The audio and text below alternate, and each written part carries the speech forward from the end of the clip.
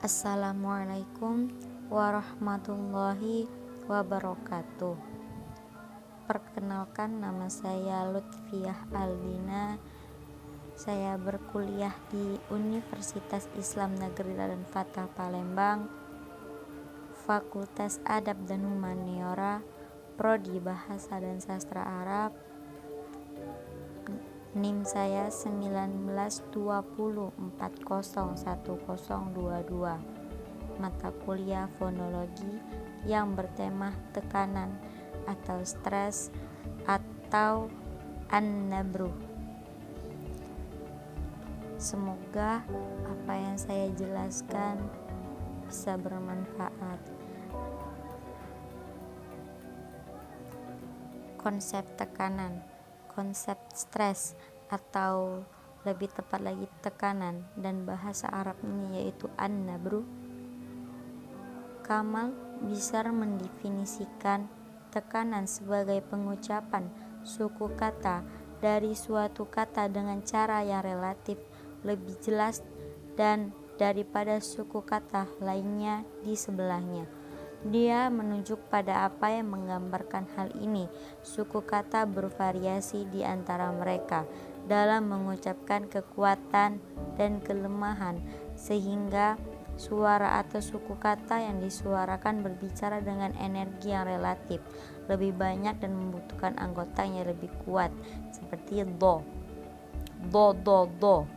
itu berat, jadi lebih sedikit susah untuk mengeluarkan atau memakhrajkan huruf do. Terlihat bahwa suku kata pertama yaitu do diucapkan lebih fokus daripada rekannya dalam kata yang sama yaitu ro.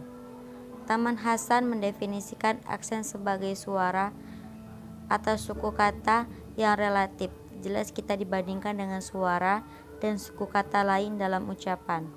Dan Munaf Manat Muhammad mendefinisikan sebagai memotong suku kata tertentu dengan kekuatan dan usaha yang lebih besar daripada suku kata yang berdekatan dalam sebuah kata atau kalimat. Dan Kamal Ibrahim Badri mendefinisikannya sebagai kekuatan untuk mengucapkan usaha sebuah suku kata dari sebuah kata atau kalimat. Suku kata yang tercerahkan membutuhkan ayat-ayat di setiap bait. Lebih banyak energi verbal daripada suku kata yang tidak dipersiapkan. Perhatikan bahwa definisi ini memiliki rumusan yang berbeda dalam beberapa poin. Yang paling penting adalah sebagai berikut. Tekanan adalah kejelasan, keunggulan atau tekanan pengucapan saat mengucapkan satu suku kata dari kata. Api jatuh pada gerakan suara, bukan pada gerakan diam. Tekanan itu relatif dan tidak mutlak, karena jika dikatakan bahwa suku kata pertama kaf dalam kata katabun atau bahasa Inggrisnya itu books adalah posisi dari tekanan atau suku kata yang diberi tekanan dan diucapkan dengan lebih tegas dan lebih jelas, maka itu ada hubungannya atau jika dibandingkan dengan suku kata lainnya yaitu ta. Artinya suku kata ka atau al-munawwar lebih keras dan lebih dilafalkan daripada dua suku kata yang tidak populer yaitu ta, ba yang cocok dengan kata tersebut. Tekanan adalah aktivitas pengaktifan diri yang dalam penampilannya membutuhkan tenaga atau tenaga yang lebih besar daripada penutur.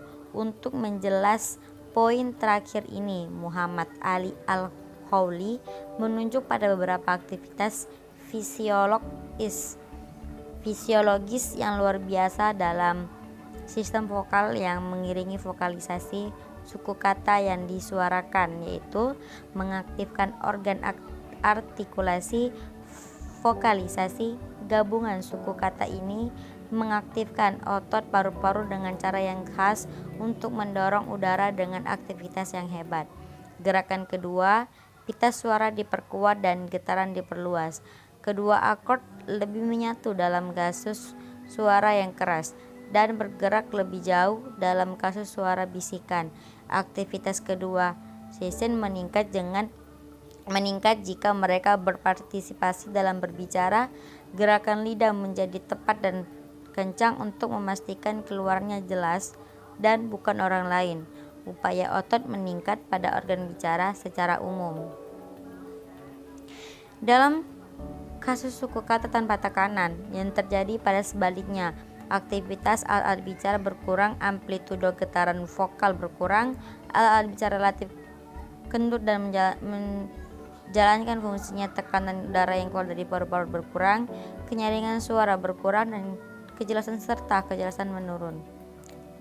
Derajat tekanan yaitu pelafalan setiap suku kata dalam kata tersebut memiliki tingkat tekanan yang berbeda-beda yang bervariasi sesuai dengan kekuatannya.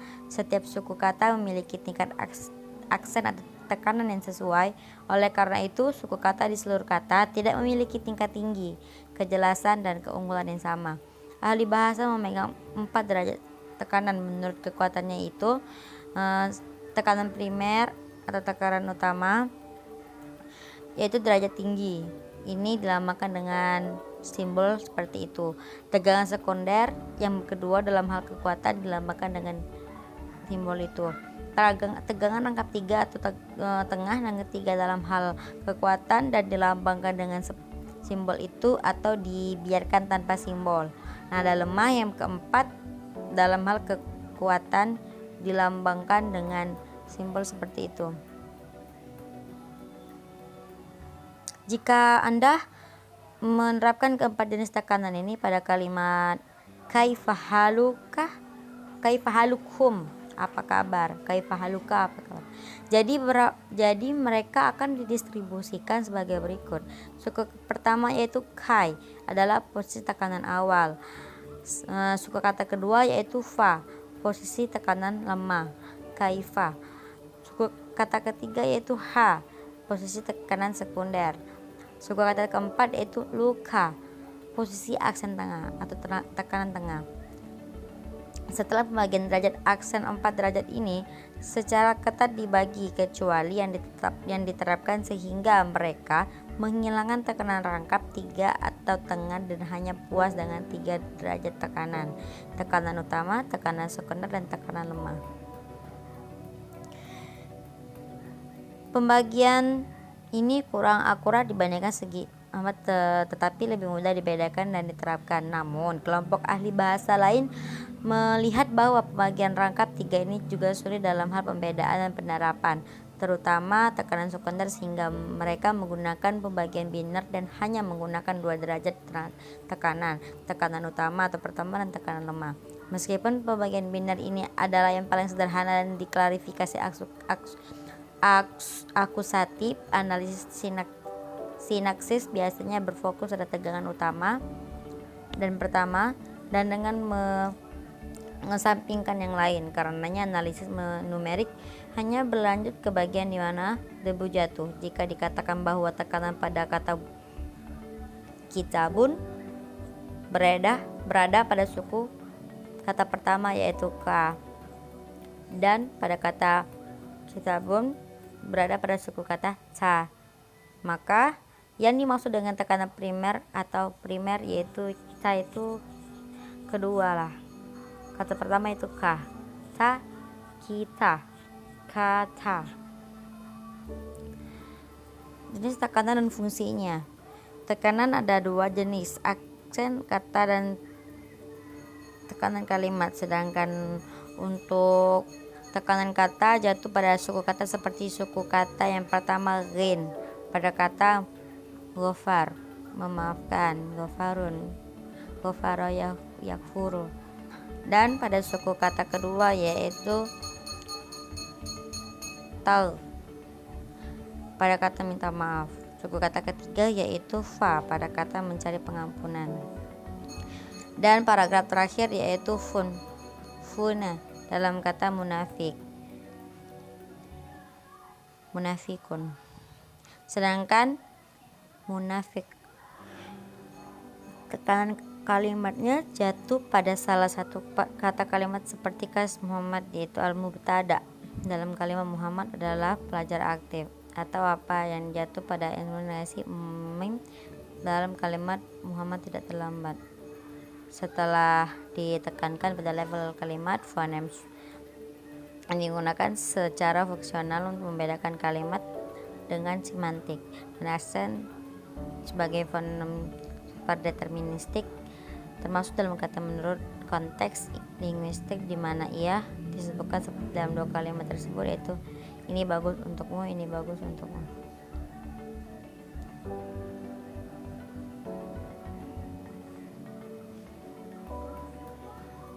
Penekanannya terletak pada kalimat pertama mim yang sehingga menjadi negasi, dan kalimat tersebut menjadi kalimat penasihkan, artinya ini tidak menyenangkan hatimu. Pada kalimat kedua, tekanan jatuh pada baik, ini menjadi apa yang melekat, dan kalimat menjadi kalimat tetap yang berarti ini adalah kesenanganmu.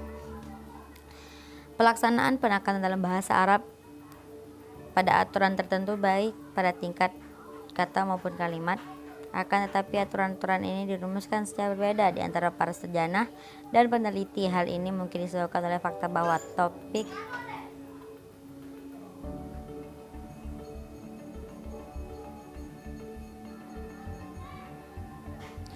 baru dalam bidang suara Arab dan teorinya ditetapkan dan aturannya terbukti.